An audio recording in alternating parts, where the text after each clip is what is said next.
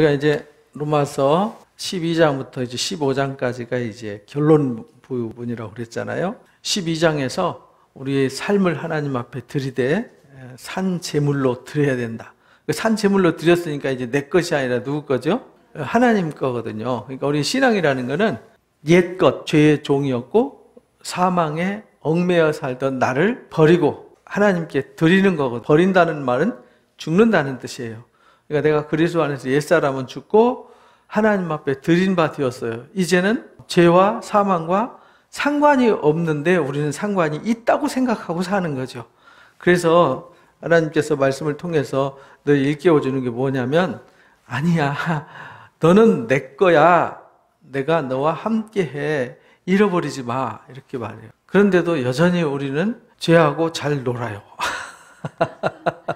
죄하고 쎄쎄쎄 하면서 아파하고 슬퍼하고 괴로워하고 답답해하고 피곤해하고 막 이러고 살아요. 근데 그 모든 것이 뭐냐면 영적인 싸움이거든요. 싸우려면은 신앙은 영적 싸움이에요. 영적 전쟁이에요. 영적 전쟁에서 예수님이 이기셨잖아요. 그러니까 우리는 이길 수밖에 없어요. 그러니까 항상 우리는 고난이 있어요. 죄란 놈이 와서 태클을 걸어요. 우리한테 와서 속삭여요. 우리를 괴롭히고 찔러대거든요. 주님 다시 오실 때까지 그 일은 계속 있어요. 계시록의 말씀처럼 짐승의 역사는 계속되는 거예요. 잡혀서 불못에 던져지기까지는 계속 되는 거예요. 그런데 항상 우리는 가져야 되는 자세가 뭐냐면, 어차피 이 또한 지나간다, 어차피 나는 이긴다 라는 것, 그런 자세가 필요한 거죠. 어차피 우리는 이긴 경기 하는 거잖아요. 전쟁은 하는데 이긴 경기를 하는 거예요. 그러면서 나는 어떤 상황 속에서도 하나님 거야, 하나님께 드린 바가 되었어 라고 살면 그냥 하나님 앞에 다 드리고 나는 멍하고 이러고 사는 게 아니에요. 사람들이 그걸 착각하거든요. 하나님 앞에 다 드리면 바보처럼 사냐? 아니에요. 하나님 앞에 다 드린 바 되어서 내가 거기에서 하나님의 말씀으로 사는 거죠. 이 세상에는 이 세상의 방법대로 살지만 나는 하나님의 방법으로 사는 거죠. 그래야 하나님이 어디를 가든지 평탄하게 하고 형통하게 할 것을 약속하셨거든요.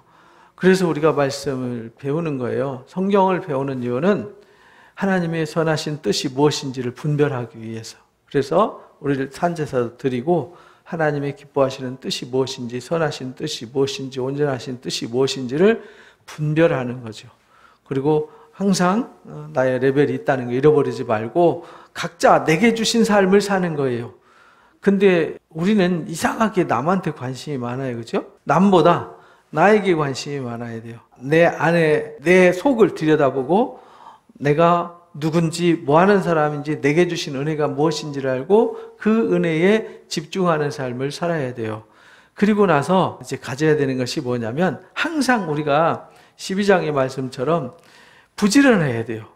부지런함.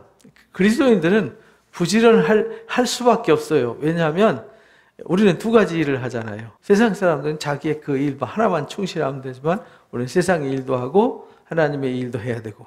근데 하나님의 일도 하고 세상 일도 하는데 나중에 보면은 세상 일만 하는 사람들이 더 피곤하고 지치고 병들어가요. 그러나 세상 일도 하고 주의 일을 하는 사람들은 더 강해지고 더 능력 있어요. 왜냐하면 나 혼자 일하는 게 아니라 주님이 함께 하시기 때문에, 또 지혜를 주시고 은혜와 평강을 주시기 때문에 그래요. 그래서 게으르지 말고 열심을 품고 주님을 섬겨야 되고요. 서로 먼저 남을 섬겨주고 대우해주고 존중해주고 피차 서로 사랑하면서 살아가야 돼요. 그것이 이제 그리스도인의 삶의 자세거든요. 그리고 절대 남을 저주하거나 핍박하거나 막 이런 거는 우리하고는 상관없는 일이에요. 우리는 오히려 축복하는 자가 돼야 되죠. 원수는 누가 갚으시죠? 하나님이 갚는다. 이 자세에 늘 잊지 마셔야 돼요. 이게 12장에서 배운 거예요. 13장에서는 모든 권세는 하나님께로부터 와요. 세상 권세든 하나님의 영적인 권세든 권세는 하나님께로부터 오는 것이다. 그러니까 위로부터 주어지는 권세 앞에 순복해라. 그래야 우리가 이 세상 살아갈 때 하나님께서 이 나쁜 일을 하면 벌 주라고 권력자를 세웠다는 거예요. 그거 잃어버리지 말고 우리가 세상에서 법도 잘 지키고 불신자들보다 법을 더 잘 지켜야 돼요. 보든 안 보든. 우리는 누구 앞에서 사는 거죠? 하나님 앞에서 살기 때문에 정직하고 진실하고 공의로운 삶을 살도록 노력을 해야 돼요. 근데 가끔 나도 나를 속이고 남을 속이고 또는 막 그렇게 하고 싶고 막 그런 마음이 있잖아요. 그래서 가면도 쓰고 막 이러거든요. 그게 우리의 연약한 모습이에요. 그래서 늘 우리 주님 앞에 나가는 거죠. 그리고 세금 낼 거 있으면 내고 떳떳하게 살라는 거죠. 우리가 떳떳하면요, 이게 힘이 있어요. 그런데 왠지 모르게 뭐 감춰두고 뭐 속이고 뭐 빼먹고 이러면요, 쉽게 말하면 뒤가 구리면 피곤한 거예요. 아무것도 없어도 깨끗하고 성결한 삶을 살아라, 이렇게 가르쳐 주셨어요. 우리가 사랑의 빛 외에는 비치지 마라. 그래서 우리 사랑의 빛 외에는 비치면 안 되잖아요, 그죠? 그래서 사랑의 빛은 마음껏 져도 돼요. 그리고 우리가 주님 나라가 점점 가까우니까 정신을 차리고 깨어 있어야 된다. 이게 이제 13장 이야기였어요. 이제 우리가 14장 지난주에 배운 것은 믿음이 약한 자도 있고 강한 자도 있다는 거예요. 그러니까 누구는 이렇게 신앙하고 누군 저렇게 신앙하고 누군 이걸 먹고 누군 저걸 안 먹어요. 누군 이거를 지키고 저걸 안 지켜요. 중요한 거는 각자 마음대로 이렇게 하는 것이 주님을 위한 거다, 이렇게 생각하고 한다는 거예요. 우리도 그렇잖아요. 세상에서도 어린아이가 엄마를 생각하고 하는 일과 어른이 엄마를 생각하고 하는 일은 다르죠. 같을 수는 없는 거거든요. 왜냐하면 어린아이는 엄마를 생각하는 수준이 그 수준이에요. 근데 그거를 틀렸어 이렇게 말하면 안 된다는 거예요. 비판하지 말라는 거예요. 각자 이 레벨이 있어서 이 눈높이의 신앙을 하기 때문에 그 눈높이에 맞춰서 내가 주님을 위해서 이렇게 하는 것이 주님을 기쁘게 하는 거야, 이렇게 하는 것이 주님을 위한 거야 라고 생각하는 거를 주님이 다 받으셨다는 거예요. 이 사람도 받으셨고 저 사람도 받으셨으니까 네가 누군데 남의 종을 함부로 판단하느냐. 우리는 다 내 종이 아니잖아요, 그죠? 내 옆에 아무리 잘났고 못났고를 떠나서 하나님 보실 때는 똑같은 한 생명이란 말이죠. 잘났고 못났고 많이 가졌고 뭐 덜 가졌고 이거하고는 하나님은 구별하지 않으시거든요. 그러니까 우리도 똑같이 그렇게 그냥 서로 긍휼히 여기고, 우리도 하나님의 심판대 앞에 서야 될 사람들이잖아요. 하나님의 도우심과 긍휼 입어야 될 사람들이니까 우리도 같은 마음으로 살아야 되는 거죠. 우리가 심판자가 아니라는 거죠. 그러니까 주님이 다 받으셨어요. 그러니까 우리도 받는 게 당연한 거예요. 그리고 누가 이걸 중요하게 여기면은 저 사람은 저걸 중요하게 여기는구나. 근데 하나님의 앞에 가서 이걸 중요하게 여기지도 않고 저것도 중요하게 여기지 않고 세상 것을 중요하게 여기면 그거는 우리가 책망을 해서 깨우쳐 줘야 되는 거죠. 그러나 신앙생활 하면서 막 이렇게 하는 것이 소중하다고 생각하는 것을 너무 막 책 잡아서 민망을 주지 말라는 거죠. 왜? 어느 날 보면 내가 이런 때 어려서 신앙이 어렸었구나. 그러니까 내가 옛날 것은 이제 장성하면 버리는 거죠. 유치원 때 코수건 달아줬다고 그래서 초등학교, 중학교들 코수건 달고 다니는 바보는 없잖아요. 그때는 그게 엄마가 달아주니까 당연한 걸로 생각하는 거죠. 그러나 장성하면 어린아이의 행동을 알아서 버리는 거예요. 굳이 그거를 내가 판단 안 해도 된다. 오히려 그를 도와줘야 된다. 이게 14장에서 가르쳐 주신 거예요. 그러면서 먹는 것으로 인해서 형제를 넘어지게 하면 안 된다. 신앙생활 속에서 이 당시에는 유대인 그리스도인들과 이방인 그리스도인들이 제일 큰 문화의 차이가 뭐냐면 먹는 거였어요. 왜냐하면 율법을 지키는 사람들은 반드시 손을 씻고 먹어야 되고, 이 시장에서 산 제사 드리고 난 음식은 안 먹고, 우상의 제물에 드렸던 고기 안 먹고, 또 피가 묻은 고기, 부정한 고기는 안 먹고, 고기도 또 이제 레위기 11장에 나오는 코셔법대로 비늘과 지느러미 없는 고기는, 물고기는 안 먹고, 쪽발과 되새김질하지 않는 육고기는 안 먹고, 이렇게 돼 있단 말이에요. 그걸 안 먹는다고 뭐라고 하지 말라는 거죠. 그 사람들은 왜 안 먹냐면 하나님 먹지 말라고 해서 이렇게 하는 것이 자기들의 삶이 성결한 거다라고 생각해서 그렇게 한다는 거예요. 근데 이방인들은 그걸 자유롭게 먹어요. 왜? 주님이 주신 거니까.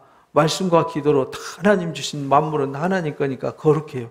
그래서 뭐 시장에서 피 뚝뚝 떨어지는 것도 갖다 씻어서 그냥 구워서 먹는단 말이죠. 그게 뭐 돼지고기가 됐든 토끼고기가 됐든 말고기가 됐든 상관하지 않고 먹는단 말이죠. 미꾸라지가 됐든 장어가 됐든 먹는데, 유대인들은 저 부정한 걸 먹으면은 이렇게 하지 말라는 거죠. 먹는 사람도 먹지 않는 자를 비판하지 말고 안 먹는 자도 먹는 자를 비판하지 마라. 내가 이걸 먹는데 저 사람한테 걸림이 됐어요. 그럼 먹지 말라는 거예요. 술 먹는 게 걸림이 된다? 먹지 마. 담배 피는 게 남한테 걸림이 돼서 상처가 된다? 먹지 마. 이런 말이거든요.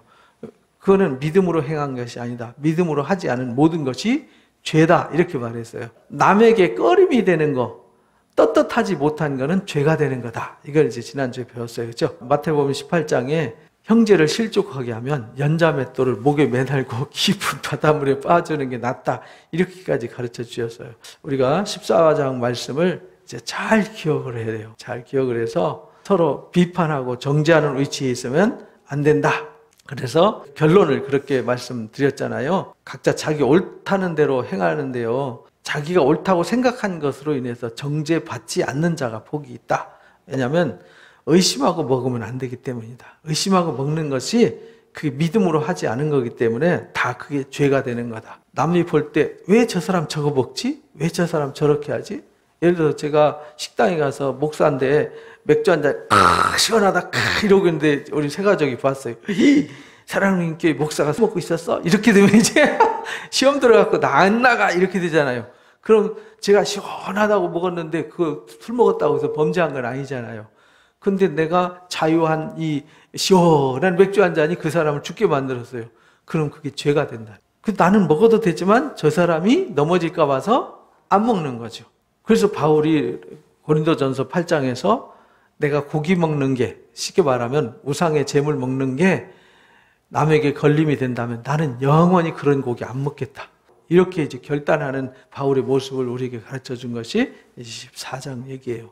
그러니까 우리가 무슨 일을 할 때 항상 기준은 남에게 덕이 되냐 안 되냐, 하나님께 영광이 되냐 안 되냐, 이걸 가지고 항상 판단하라는 거예요. 가정에서도 그렇고 사회에서도 그렇고 교회 안에서도 그렇고 내가 옳다고 무조건 나를 주장하지 말라는 거예요. 양심은 내 것이 아니라는 거예요. 남의 것이라는 거예요. 왜? 나의 양심은 깨끗한데 나의 양심이 남의 양심을 더럽게 하면 그게 죄가 된다는 거예요. 죄의 기준이 이렇게 다른 거예요. 그래서 하나님 나라는 먹고 마시는 데 있는 게 아니지 않냐. 의와 평강과 희락 아니냐. 그러니까 우리가 구하는 것은 우리의 믿음이 하나님의 능력에 있어야지, 그리고 하나님의 의를 세우고 기쁨과 평강을 세우고 화평케 하는 게 돼야지. 그래서 우리가 화평함과 거룩함을 쫓지 않으면 아무도 주를 못 본다, 이렇게 가르친 거거든요. 그러니까 우리는 항상 범사에 내가 옳아요. 그런데 남한테 걸림이 되면 안 하면 돼. 그래서 인내와 절제가 필요한 거예요. 성령의 열매 첫 번째가 뭐냐면 인내예요. 마지막 열매가 뭐냐면 절제예요. 인내를 할 줄 모르고 절제를 할 줄 모르면은 그게 이제 남을 죽이는 일이 되는 것이죠. 그러면서 이제 15장에 믿음이 강한 우리는 마땅히 믿음이 약한 자의 약점을 담당해라. 그래서 14장에 이어서 얘기하는 거예요. 그러니까 믿음이 강한 사람은 어떤 사람이 강하냐면 약한 사람을 품어주는 사람이 강한 사람이에요. 내가 남을 품지 못해요. 그러면은 강한 사람이에요, 약한 사람이에요? 약한 사람이죠. 내가 남을 용납하지 못해요. 저 인간, 저 사람, 난 저런 거 싫어. 이렇게 가지고 배타적인 자세를 가진 사람은 약하기 때문에 배타심을 갖는 거예요. 원래 면역력이 약한 사람은 묵인실에서 치료하잖아요. 면역력이 없어서. 면역력이 강한 사람은 개똥밭에 굴러도 돼요. 개똥밭에 굴러도 아무렇지도 않아요. 그죠? 강하니까. 그러니까 우리가 강하냐 약하냐 이거를 판단할 때 내가 쉽게 말하면 크냐 작냐, 그릇이 크냐 작냐, 내가 강하냐 약하냐, 이거 기준을 늘 점검하시면 돼요. 내가 어떤 사람도 그래 저럴 수 있지 뭐, 그래 내가 그러니까 저런 사람 품어줘야지, 그래 저렇게 넘어지니까 내가 붙들어줘야지, 막 나한테 징징해도 저 사람 어디 아픈가 보다, 왜 나한테 징징대, 뭐 왜 나한테 그렇게 했어, 이렇게 안 한다 이 말이죠. 그래서 예수님이 막 핍박하고 조롱하고 욕하고 해도 어디다 대고 침뱉어, 어디다 대고 말이야 반말이야 막 이래 안 하시잖아요. 주님은 그렇게 말씀 안 하셨어요. 오히려 그들을 불쌍히 여기고 긍휼히 여겼죠. 왜? 주님은 너무 큰 그릇이니까. 로마 군인들이 막 수많은 유대인들이 십자가에 못 박아라, 십자가에 못 박아라 막 구름대같이 달라들어서 함성을 질러도 주님은 다 그들을 받으셨어요. 저들을 불쌍히 여겨주십시오. 이제 우리의 마음이 그런 예수님의 마음을 닮아야 된다는 거예요. 그러면 내가 걸림이 될 일이 있을까요? 없어요. 내가 강한 자가 되고요. 큰 그릇이 되면요. 내가 자유해요. 그래서 진리를 알면 진리가 우리에게 뭘 주죠? 자유를 줘요.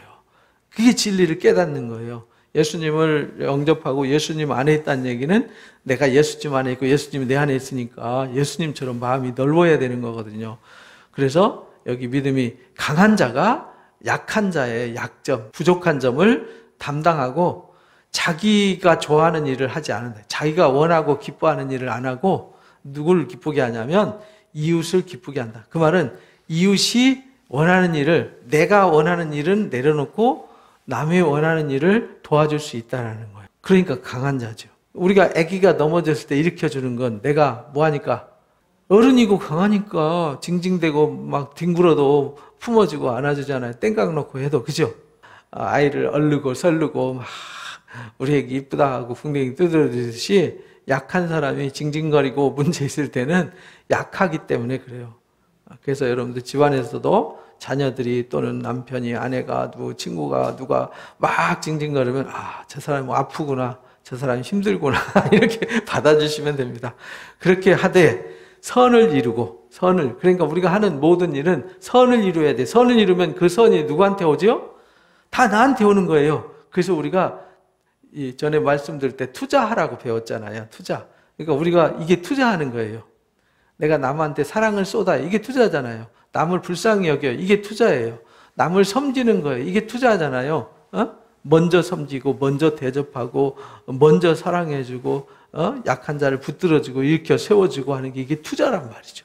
이게 선한 일이란 말이죠. 선한 일에 투자하면은 나한테 뭐가 돌아오냐면 영광이 돌아오고 더 가치 있는 하나님의 선하고 의로운 것이 나한테 하나님에 의해서 갚아지는 거예요. 그래서 대접하는 자가 대접받고 섬기는 자가 섬김받는다 이렇게 가르쳐 주신 거예요. 그리고 덕을 세우도록 해야 된다.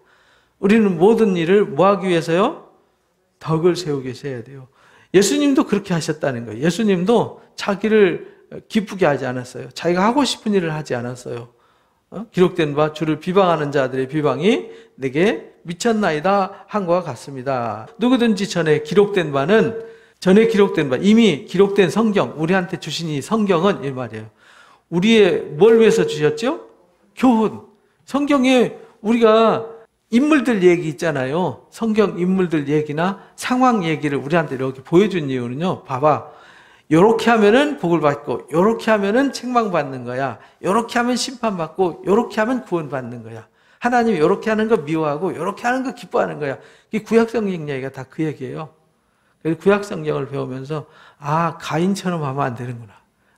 에서처럼 하면 안 되는구나. 사울왕처럼 하면 안 되는구나. 사사시대의 제사장들이나 레위인들처럼 하면 안 되는구나. 이스라엘 백성들이 이래서 이렇게 됐구나. 그러니까 그거 보고 나는 그렇게 하지 말라고 가르쳐 주는 거거든요.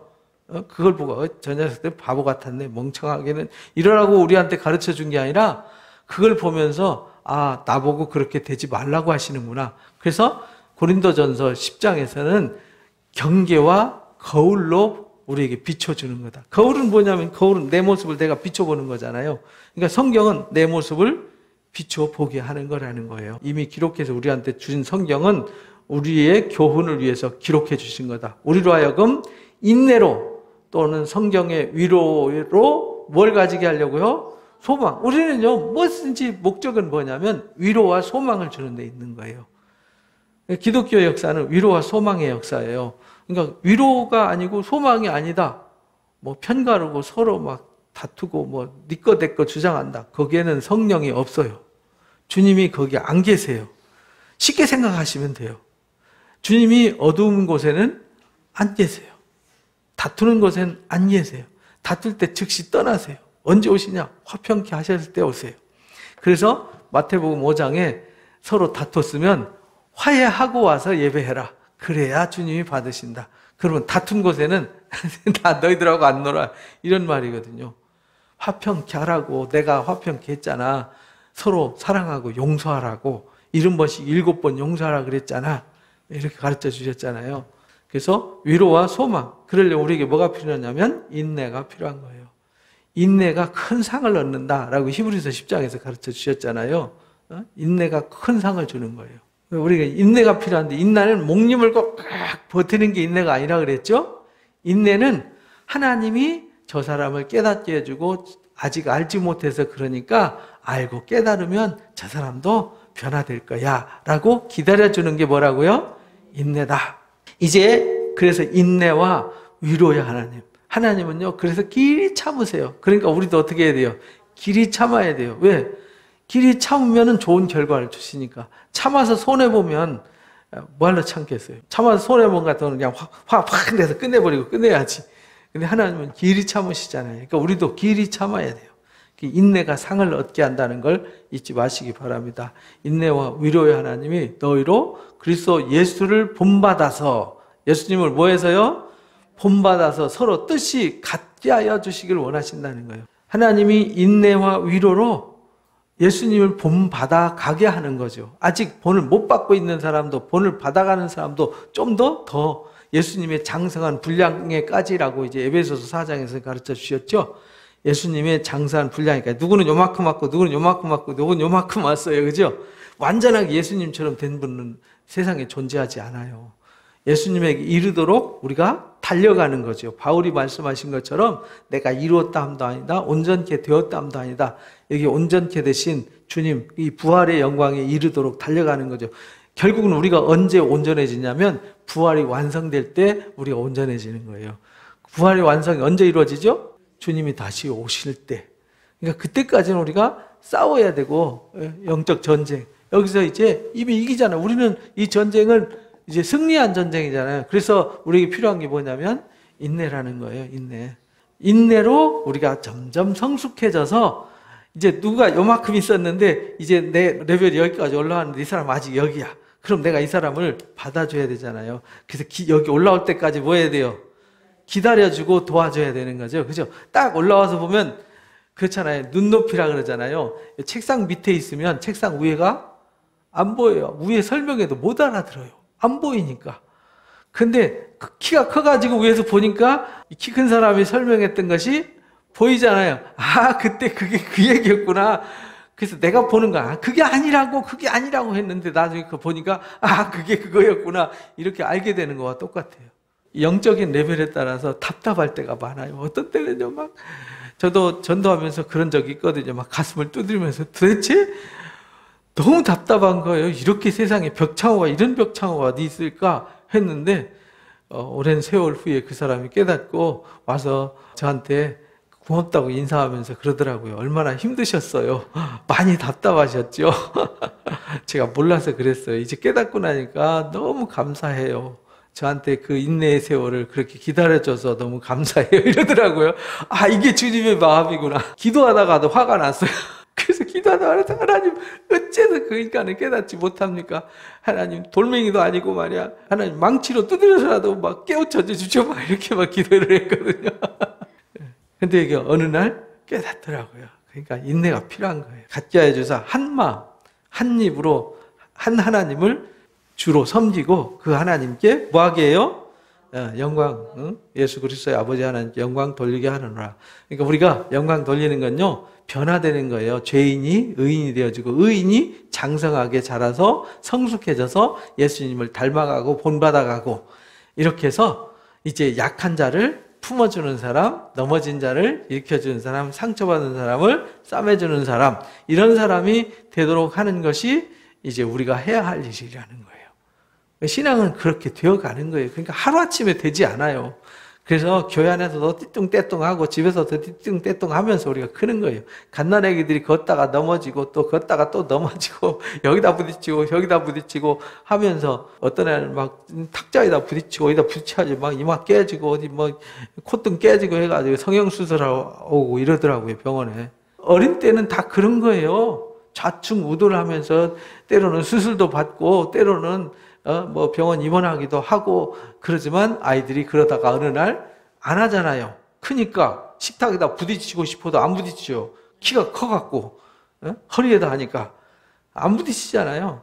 신앙이라는 것도 다 이런 세월이 있는데 그 인내로 기다려서 한 입으로 같은 레벨에 이렇게 서가지고요 같이 강한 자가 되어서 서로를 보듬어주는 그래서 주님을 서로 본받아 가지고요, 서로 뜻이 같아지게 하는 거, 그때까지 우리가 인내가 필요하다. 그러므로 그리스도께서 우리를 받으셨지 않냐, 나같이 바보 멍청이도 받으셨지 않냐, 이 말이거든요. 제가 옛날에 그랬어요. 하나님 나 같은 걸 어찌 받으셨을까? 고집 세고 자기 생각밖에 모르는 아주 이기적인 인간. 왜냐하면 제가 옛날 고집이 보통이 아니었거든요. 아주 완벽주의, 남의 뭐 잘못을 용납하지 않았어요. 나만 잘났죠. 그래서 나중에 깨닫고 나니까 가장 죄인 중에 괴수가 누구였냐면 나였어요. 남한테 상처나 주고 지 잘난 맛에 살고 지만 고집 부리고 막 지 멋대로 사는 아주 이상한 인간이었는데 나만 고상하고 나만 잘난 줄 알았단 말이죠. 바울도 그랬어요. 자기만 잘난 줄 알고 자기만 의로운 줄 알고 막 그러고 다녔는데 나중에 주님 만나고 나니까 너무 부끄럽고 창피했어요. 그래서 나는 죄인 중에 괴수다, 이렇게 이제 고백을 한 거예요. 주님 앞에만 서면 작아지는 거예요. 바울이.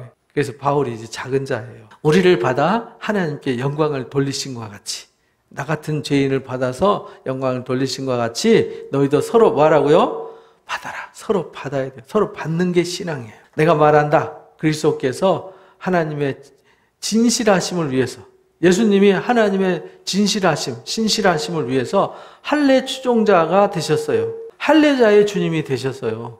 근데 할례자의 주님만 되신 게 아니잖아요. 이방인의 주님도 되신 거죠. 그래서 우리가 로마서 앞에 이제 3장, 4장에서 배웠잖아요. 하나님이 유대인의 하나님만 되냐? no.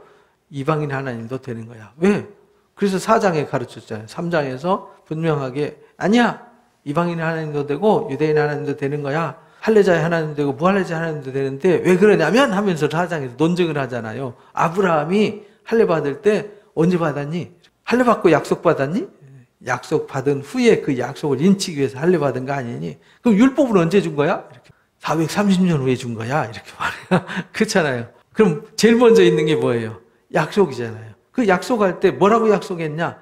열방을 모든 민족이 너로 인해서, 모든 민족이라고 그랬지 유대인만이라고 한 적 있니? 이렇게 말하잖아요. 그렇죠? 그래서 아브라함은 유대인만의 조상이 아니라 모든 믿는 자의 조상이 되는 것이다. 그러니까 이방인의 조상도 되고 믿는 자의 조상이죠. 유대인의 조상도 되는 거다. 그래서 여기 할례자의 추종자가 되셨다. 이런 조상들에게 주신 약속을 뭐 하게 하려고요?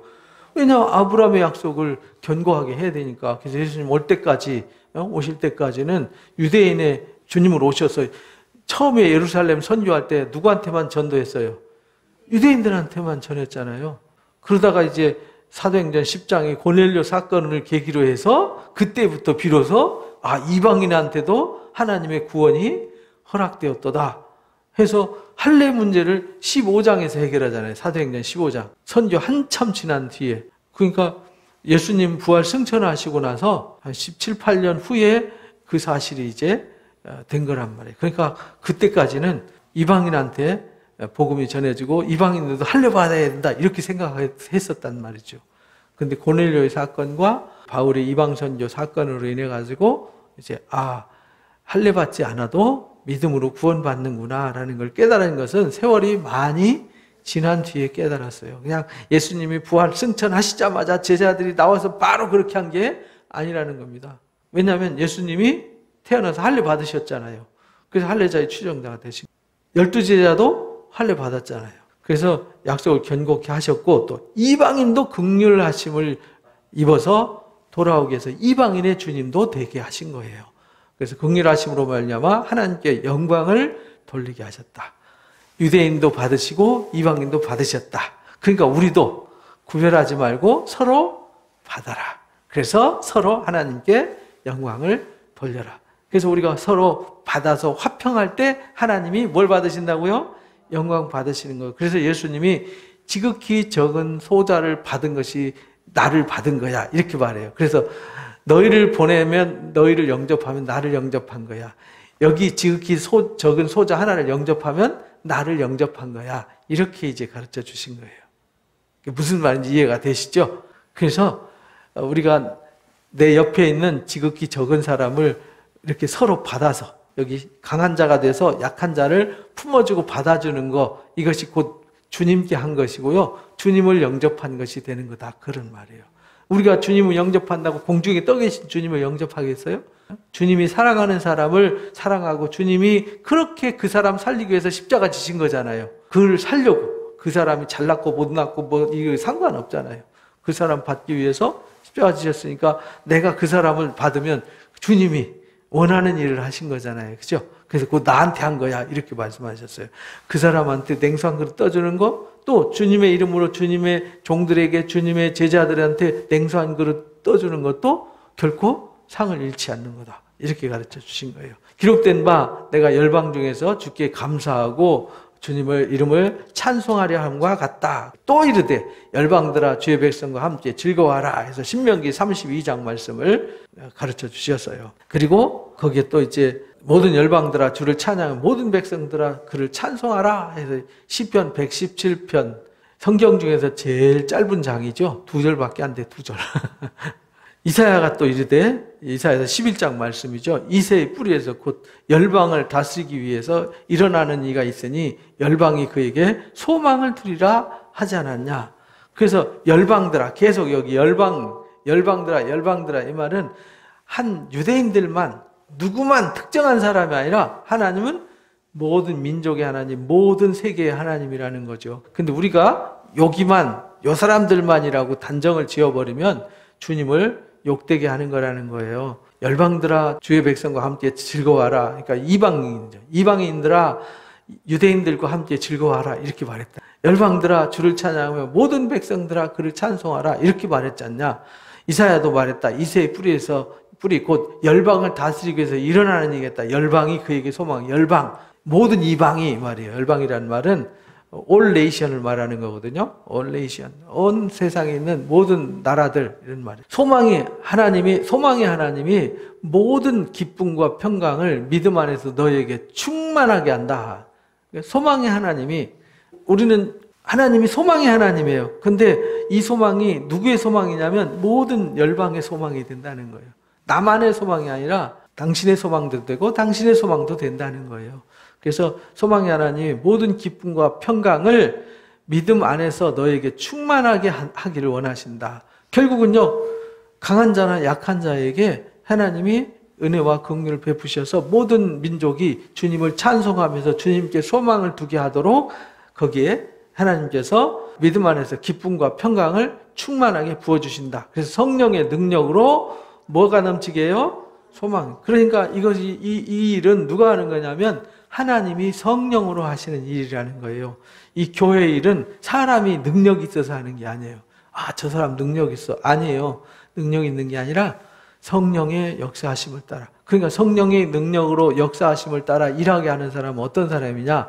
예수님을 본받아서 예수님처럼 일하면 예수님이 일하니까 능력이 나타나는 거죠. 근데 사람이 아무리 똑똑하고 잘나도 예수님을 본받지 않으면 능력이 나타나지 않아요. 잘 세운 것 같아도 모래 위에 집 지은 거와 똑같아요. 사람이 노력해서 사람이 세운 거는 언젠가는 무너져요. 그러나 성령이 하신 일은 절대로 무너지지 않습니다. 한번 믿고 성령으로 인침받은 사람은 다시 타락할 수 있다 없다? 없어요. 왜냐하면 성령 인침받은 사람은 그 사람 일생에 주님이 함께하고 성령이 그 속에 거하기 때문에 타락할 수가 없어요. 열심히 예수 믿었는데 타락한 사람 많던데요? 이렇게 말하잖아요. 근데 그 사람 속에는 원래 성령이 없었어요. 그 사람은 원래 거듭나지 않았던 사람이에요. 자기 열심으로 신앙한 거죠. 자기 열심과 자기 신앙으로 한 거지, 신비 체험하고 뭐 했다고 그것이 꼭 주님이 계신 것은 아니라는 겁니다. 예수님이 보혈로 우리를 깨끗하게 씻어서 어둠의 옷, 더러운 옷, 부정한 옷 다 벗고 흰 옷을 입혀주셨고 몸도 마음도 생각도 다 성결하게 해주셨는데 다시 구덩이로 돌아갈 일은 안 돌아가요. 못 돌아가요. 못 돌아갑니다. 성령의 능력으로 소망을 넘치게 한다는 겁니다. 그러니까 우리는 사람이 하는 일이 아니고 누가 하시는 일이냐면 하나님이 성령으로 하시는 일이에요. 그러니까 막 내가 하려고 하지 마세요. 스트레스 받아요. 그냥 내가 하나님 앞에 기도하고 내가 예수님을 본받아서 예수님처럼 하고 나머지는 하나님 앞에 맡기는, 아무것도 안 하고 맡기면 그건 주님 앞에 책임을 돌리는 거잖아요. 그건 나쁜 거예요. 내가 내 할 일을 다 하고 주님 말씀대로 순종해서 이렇게 했습니다. 나머지는 주님께 부탁드립니다. 내가 어떻게 한다고 될 것도 아니잖아요. 그리고 결과는 어떻게 오든지 그냥 감사함으로 받는 거예요. 근데 어느 날 보면 누가 하셨어요? 하나님이 하셨음을 알게 돼요. 어떤 때는요, 어떤 사람이 떠나기도 해요. 어떤 사람 내 생활 주변에서 떠나기도 하고요. 이건 뭐지? 하는 경우도 있어요. 근데 나중에 보면 누가 하셨어요? 하나님이 하셨어요. 성경 구약이 다 그 얘기잖아요. 그죠? 구약 역사 얘기가 다 그 얘기잖아요. 구약 역사 읽을 때 세밀하게 보시라고요. 세밀하게 보시면 그게 보여요. 하나님이 이런 사람은 잘라내시는구나. 이런 사람은 하나님이 이렇게 하시는구나. 저렇게 하시는구나. 라는 걸 배우는 거예요. 내 형제들아, 너희가 스스로 선함이 가득하고 모든 지식이 차서 능히 서로 구원하는 자임을 나도 확신한다. 근데 바울이 로마 교인들한테 말해요. 너희들이 내가 이렇게 말하지만 이미 너희가 다 알고 다 잘할 줄로 믿는다. 우리가 그래서 사람들한테 뭔 얘기할 때 믿음을 줘야 되잖아요. 너희들은 내가 볼 때는 엉망이야. 내가 볼 때 도저히 내가 믿을 수 없어. 내가 또 내 얘기하는데 이렇게 얘기하면 기분 나쁘잖아요. 그러니까 성령의 언어는 항상 칭찬과 격려가 달라요. 그래서 우리가 그걸 배워야죠. 로마 교인들이 선함이 가득하고 모든 지식이 차서, 그 말은 성경을 잘 배워서 알아서 능히 서로 이렇게 받아서 서로 받아주고 서로 격려하고 세워주는 자임을 내가 확신한다. 잘할 줄로 믿는다 이 말이죠. 그랬을 때 이 말 들을 때 이게 사실은 부끄럽게 하려고 한 말이거든요. 이렇지 않았으니까. 그러나 내가 너에게 다시 뭐하게 하려고? 생각나게 하려고. 그래서 우리가 주일날 말씀을 들을 때 또 우리 교육 받을 때 옛날에 들었던 얘기 또 하고 배웠던 거 또 배우고 하는 이유는요. 아직 우리가 그걸 안 하고 있으니까 또 배우는 거예요.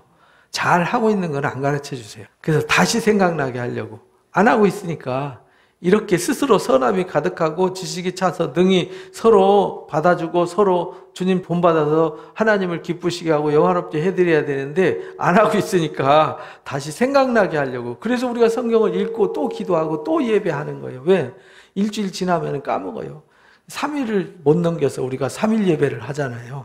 이 3일 예배 안 하시는 분들은 주일날 되면 다 까먹고 다시 시작해요. 또 다 털어먹고 다시 시작해요. 그러니까 지치잖아요. 그러니까 매일 지치지 않도록 매일 주님 앞에 예배하는 삶을 살아야 돼요. 그래야 우리가 지치지 않고 인내의 신앙을 가지고 성숙해져서 기다릴 수 있고 수용할 수 있는 신앙이 되는 것이죠. 생각나게 하려고 하나님께서 내게 주신 은혜로 말미암아 더욱 담대히 너한테 썼다. 바울한테 주신 은혜가 있어요. 그 은혜를 따라서. 왜냐하면 그들이 지식의 수준이 낮았거든요. 그래서 서로 싸우는 거잖아요. 싸울 때는 문제가 있어서 싸우는 거잖아요. 부부가 싸울 때도요, 문제가 있어서 싸우는 거예요. 자식들도 싸울 때 왜 싸우겠어요? 서로가 문제가 있어서 싸우는 거예요. 근데 성숙하면요, 안 싸워요. 싸우면 안 돼. 싸우면 안 된다니까요. 성숙하면. 미성숙하기 때문에 싸우는 거예요. 그래서 바울은 로마 교인들이 서로 티각태각 하면서 서로 이렇게 파가 갈라지고 한 모습 보면서 안타까워서 쓴 거예요. 너희가 그렇지 않고 하나가 돼서 하나님께 영광 돌릴 줄로 믿는다. 그래서 내가 생각나게 하려고 쓰는데 내게 주신 은혜가 있다. 왜냐하면 바울은 십자가의 도에 대해서 명쾌하게 깨달았어요. 그래서 로마서를 통해서 십자가의 복음을 명확하게 가르쳐 주는 거잖아요. 생명의 성령의 법을. 그죠? 그래서 더욱 담대히 너희한테 썼다. 이 은혜, 바울이 받은 은혜는 나로 이방인을 위해서 그리스도 예수의 뭐가 되었어요? 일꾼이 되어 하나님의 복음의 제사장 직분을 하게 하셨다. 이방인을 제물로 드리게 하셨다. 성령 안에서 거룩하게 되어 받으실 만하게 하려 하십니다. 성령 안에서 거룩하게 이방인들을 불러서 그들에게 복음을 전해가지고 그들 하나님 앞에 드려서 제물로 드린다는 거죠. 하나님께 제물로 드리게 하려고 하는 건데 이거는 성령 안에서 거룩하게 되어 받으실 만하게 하려고 나를 이렇게 제사장으로 세우신 거다. 이렇게 가르쳐 주신 거예요. 그러므로 내가 너희한테 이 일을 하는 거다. 그러면서 내가 그래서 예수 안에서 하나님의 일에 대해서 자랑하는 것이 있다. 그리스도께서 이방인들을 순종하게 하기 위해서 나를 통해 역사하신 것 외에는 내가 감히 말하지 않는다. 바울이 자랑할 게 있어요. 뭘 자랑하냐면 본인이 가는 데마다 놀라운 역사가 있었어요. 그런데 바울이 자랑할 때 뭔만 자랑하냐면 나중에 고린도 후서 11장 12장에 보면 나오잖아요. 사람들이 자랑하니까 나도 자랑할 거 많이 있거든. 근데 난 자랑 안 해. 뭘 자랑하냐면 나의 약함을 자랑한다. 이렇게 말했잖아요. 그러면서 여기서도 자랑하는데 자랑할 일이 많아. 근데 이방인들을 순종하기 위해서 나를 통해서 역사하신 것 외에는 내가 자랑 안 해. 이렇게 말해요. 내가 자랑할 일은 말과 행위로 표적과 기사와 능력으로 성령의 능력으로 이루어졌다. 그러니까 바울이 가서 말씀을 전하고 이 선교를 할 때 또 누군가를 품어주고 받아주고 용납해주고 내가 이렇게 가르쳐준 대로 내가 한 거다 이 말이죠. 그래서 바울이 나중에 고린도전서 11장에서 뭐라고 말하냐면 너희는 나를 본받는 자가 되라.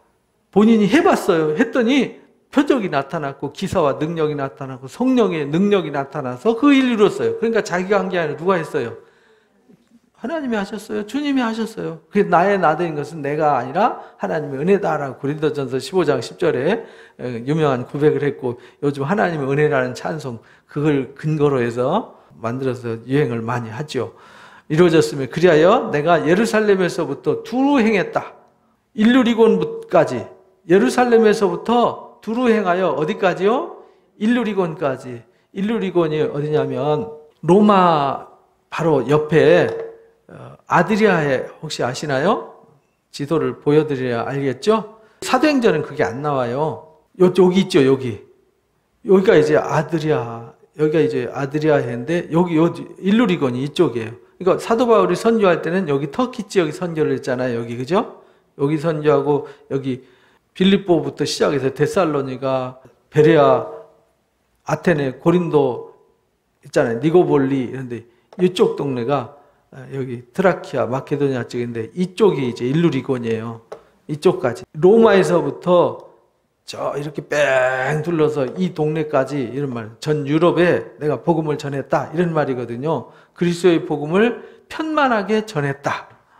내가 그리스도의 이름을 부르는 곳에는 복음을 전하지 않기로 힘썼다. 그래서 바울은 새로운 개척지만 찾아다녔어요. 새로운 가축지를 찾아다니면서 교회를 세우고 세워진 교회를 순방하면서 다시 그들을 세우는 일을 했어요. 남들이 세우는 곳에 가서 복음을 전하지 않기로 힘썼다. 이는 남의 터 위에 건축하지 않으려고 그런 거다. 기록된 바 주의 소식을 받지 못한 자들이 볼 것이요 듣지 못한 자들이 깨달으리라 함과 같다. 그러므로 또한 내가 너에게 가려 했던 것이 여러 번 막혔다. 로마를 가려고 했는데요. 막혔다는 얘기는 하나님이 허락하지 않았다. 왜냐하면 다른 데 할 일이 많았다. 이런 말이거든요. 갈 일이 막혔더니 이제는 이 지방에 일할 곳이 없다. 말은 이제 1차 선교, 2차 선교, 3차 선교하면서 다 교회를 세워놨어요. 이제 바울이 땅끝까지 가려면 어디로 가야 되냐면 로마를 거쳐서 스페인까지 가야 돼요. 스페인이 대서양 끝쪽이잖아요.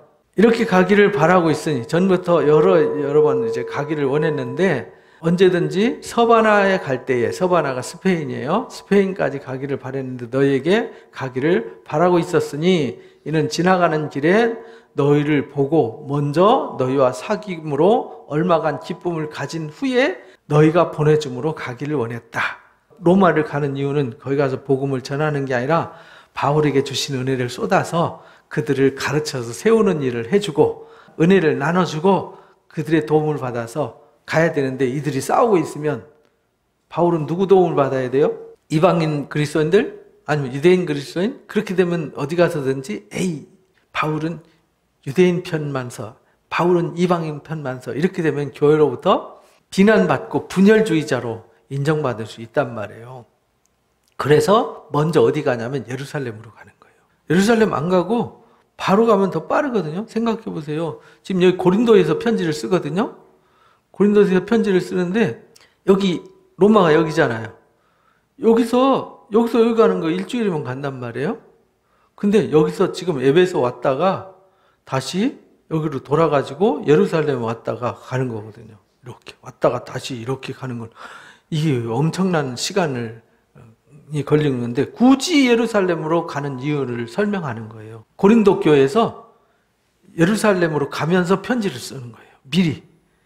바울이 편지 쓸 때는 대부분 다 선교하고 이미 본인이 가서 다 세운 교회한테 편지를 쓰는데 로마 교회는 본인이 가보지도 않았어요. 근데 먼저 편지를 먼저 보내는 거죠. 왜냐하면 고린도에서 소식을 매일 들어요. 매일 듣다 보니까 안타까워서 먼저 보내고 내가 예루살렘 들렸다가 당신들한테 갈 거다. 근데 예루살렘 왜 가냐? 성도 섬기는 일. 너희가 보내주길 바라는데 이제 내가 성도 섬기는 일을 위해서 예루살렘에 간다. 왜냐하면 예루살렘 교회가 당시에 기근으로 굉장히 위기에 처해 있었어요.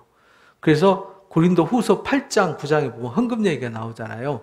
거기 보면은 형제들아 마게도냐 교회들에게 주신 은혜를 너희한테도 알린다. 환난의 많은 시련 가운데서 그들이 넘치는 기쁨과 극심한 가난 가운데서 풍성한 연보를 넘치게 했다. 이렇게 말하잖아요. 이게 이제 거액의 헌금을 이 마케도니아 지방 사람들이 모아줬어요. 그래서 아가야 지방에 있는 이 고린도 교회도 부탁을 하는 거죠. 너희도 이 일에 참여했으면 좋겠어. 근데 억지로 내지는 마. 이제 9장에서 하나님은 즐겨내는 일을 기뻐하셔. 강제로 헌금하면 안 돼. 이렇게 말해요. 하나님은 즐겨내는 일을 기뻐하신다. 그러니까 헌금이라는 것은요, 내가 감사해서 하는 거지 남이 시켜서 하라고 해서 하는 게 아니에요. 그래서 이제 그 헌금을 거액의 헌금을 모아가지고 나중에 이제 증인들을 따라 붙여서, 왜냐하면은 이 갖고 가다 누가 횡령을 한다든지 강도 만나서 뺏긴다든지 뭐 이렇게 되면은 교회들이 헌금한 게 난리가 나잖아요. 그래서 사람들을 붙여가지고 이 헌금을 가지고 가는 거예요. 왜냐하면 바울이 이방 선교에서 맺은 열매잖아요. 이 열매를 예루살렘 교회에다가 드리는 거죠. 섬기는 일로 예루살렘에 가는데 이들이 정말 헌신으로 모아준 이 헌금을 마게도냐와 아가야 사람들이 모아준 거란 말이죠. 마게도냐가 빌립보, 데살로니가, 베리아 지방 사람들을 마케도니아라고요. 아가야 지방이 이제 아테네, 고린도 교회, 겐그레아 뭐 이런 데 사람들을 말하는 거예요. 예루살렘 성도 중 가난한 자들을 위해서 기쁘게 얼마를 연보했기 때문이다. 저희가 기뻐서 한 거예요. 이건요, 시켜서 한 게 아니라 자원해서 감사함으로 했어요. 저희는 왜 그렇게 했냐면 빚진 자이기 때문에. 예루살렘 교회에 뭐 한 자들이에요? 사랑의 빚을 졌어요. 복음의 빚을 졌어요. 그래서 우리가 지난 주일에도 말씀을 드렸지만 우리가 선교하는 것도 사실은 외국의 선교사들이 와서 목숨을 던져서 우리한테 복음을 전해준 거잖아요. 암흑의 나라에 복음의 씨를 뿌려서 우리가 이렇게 자유롭고 인권을 되찾고 우리가 민주주의 사회에 이렇게 떳떳하게 살아가는 것, 그들이 와서 우리가 이렇게 살아가니까 우리가 빚진 자잖아요.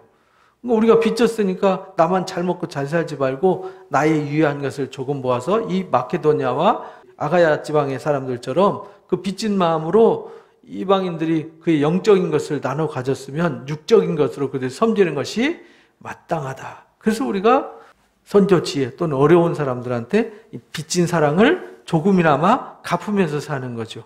빚졌는데 빚졌는지도 모르고 살면은 그 불행한 거잖아요. 은혜를 모르고 사는 거잖아요. 은혜를 엄청 입었는데 은혜 입었는지도 모르고 살아요. 그 나중에 하나님 앞에 가면 부끄럽잖아요. 그래서 우리가 내 받은 사랑이 너무 크고 받은 복이 너무 크니까 이 받은 복을 조금이시라도 나누면서 사는 거죠. 그러므로 내가 이 일을 마치고 이 열매를 그들에게 모한 후 확정한 후에 너희에게 들렸다가 스페인으로 갈 거다. 그래서 예루살렘에 간 이유는 이방 선조의 열매를 예루살렘에 갖다 드려야 돼요. 그래야 예루살렘 교회가 유대 지방의 본 교회잖아요. 본 교회로부터 파송받아 가야지 본 교회에서 저 인간은 우리가 보내지도 않은데 지 맘대로 돌아다니면서 저래 이렇게 되면은 전 이방인들의 자칭 사도라고 그래 막 이렇게 돼버리면은 바울이 어디 가도 권위가 안 서잖아요. 그래서 그렇게 예루살렘 교회에서 파송받아서 로마로 가야 로마에 있는 유대 그리스도인들이 아 맞아 이렇게 받아들이잖아요. 그렇죠? 이방인 그리스도는 아 맞아 이래서 둘이 서로 마음이 하나로 합해질 수 있는 거죠. 내가 너에게 나아갈 때 그리스도의 충만한 복을 가지고 갈 줄을 아노라. 형제들아 내가 우리 주 예수 그리스도와 성령의 사랑으로 말미암아 이렇게 말해요. 예수님과 성령의 사랑으로 말미암아 너희를 권한다. 너희 기도에 나와 힘을 같이 해서 나를 위해서 하나님께 기도해달라. 오히려 마지막에 뭘 부탁하냐면 나를 위해서 기도 좀 해줘. 이제 서로 이렇게 쳐다보고 있다가 유대인 그리스도인 이방 그리스도인 서로 막 이러고 있다가 방향이 누구한테 돌려지는 거예요? 그 에너지를 나를 위해서 기도하는데 써줘. 이렇게 말하는 거죠. 나 예루살렘의 이방 선교의 결과를 가는데 혹시 예루살렘에 안 받아주는 사람도 있을 수 있고 거기 유대인들 중에 예수님 안 믿는 유대인들도 있잖아요. 그러니까 거기서 무슨 일이 생길지 몰라요. 그래서 사도행전 20장에 예루살렘에 가면 환란이 기다린다. 거기 가면 바울 죽이겠다고 유대인들이 이를 갈고 있다. 이렇게 이제 가르쳐 주거든요. 그럼에도 불구하고 바울은 유대인 그리스도인들 그들한테 이렇게 도움을 주고 또 자기한테 돌 들고 이렇게 하는 사람들도 불쌍한 마음으로 도와주는 마음으로 가는 거죠. 그래서 나를 위해서 기도해달라. 나로 유대에 순종치 아니하는 자들로부터 예수 안 믿는 불순종하는 자들로부터 건짐을 받게 하고 왜냐하면 이거 가서 도와줬는데 돌 맞고 죽으면 안 되잖아요. 근데 돌 맞아 죽을 뻔했는데 천부장 루시아를 통해서 구원해서 가이사랴 감옥에 갇혀 있다가 제수들 배 타고 지중해를 건너서 로마로 가는 얘기가 사도행전 27장, 28장 얘기죠. 건짐을 받게 하고 또 예루살렘에 대해서 내가 섬기는 일을 성도들이 받을 만하게 하고 순종치 않는 유대인들한테 핍박을 이길 수 있도록 기도해주고 또 예루살렘에 대해서 내가 섬기는 일을 성도들이 받을 만하게 그 성도들이 감사함으로 받아야지 우린 그 이방인들이 준 거 안 받아 이러면 곤란하잖아요. 그래서 위에서 기도해줘라. 나로 하나님의 뜻을 따라 기쁨으로 너희한테 나아갈 수 있도록 해달라. 너희와 함께 편히 쉬게 하라. 그래서 이 과정을 잘 이겨나가고 환란을 이겨나가서 너희한테 거쳐서 내가 스페인까지 땅끝까지 복음을 전하는데 너희들이 좀 도와달라. 기도해달라 라고 부탁을 합니다. 이게 마지막이 뭐냐면 부탁이에요. 여러분들도 가족들한테 막 싸울 때 너 나 좀 도와줄 수 있겠니? 내가 이렇게 하는데 내가 요즘 마음이 많이 힘들거든. 나를 좀 도와주고 나를 위해서 기도해줘 라고 부탁하면요 오히려 더 힘이 있어요. 싸우다가 맞아 우리가 우리끼리 싸울 게 아니라 기도해줘야지 이렇게 되는 거죠. 평강의 하나님이 너희 모든 사람과 함께 계실지어다. 아멘. 이래가지고 로마서가 끝나요. 이제 16장은 또 인물 이야기입니다. 인사 나누는 얘기죠. 다음 주에 하겠습니다.